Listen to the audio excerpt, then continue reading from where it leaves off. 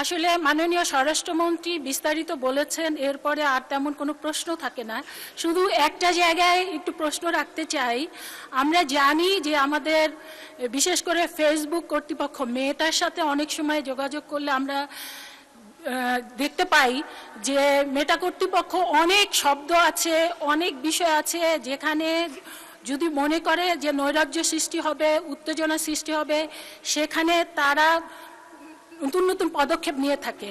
তো সেই ব্যাপারে আমাদের বর্তমান সরকার এবং মাননীয় স্বরাষ্ট্রমন্ত্রী কোনো ধরনের পদক্ষেপ নেবেন কিনা, এটাই হলো তার কাছে প্রশ্ন।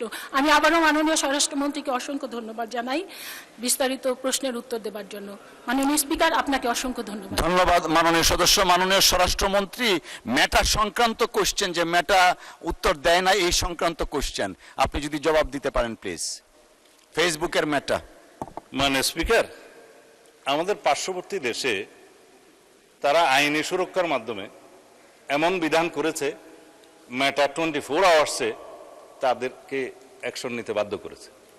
কিন্তু আমাদের বিটিআরসি এবং এই সংশ্লিষ্ট সাইবার আইনে সেই বিধানটা নাই।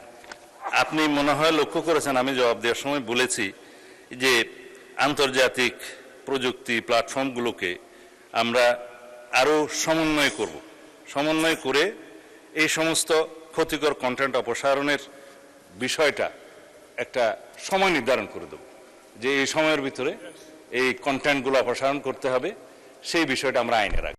যেহেতু এখনো পর্যন্ত আইনি বিধান নাই, তাদেরকে আমরা রিকোয়েস্ট পাঠালে, বিটিআরসি থেকে রিকোয়েস্ট পাঠালে আমরা বিভিন্ন অথরিটির কাছ থেকে বিটিআরসিতে দিই, বিটিআরসি সেটা ব্যবস্থা নিতে পারে না।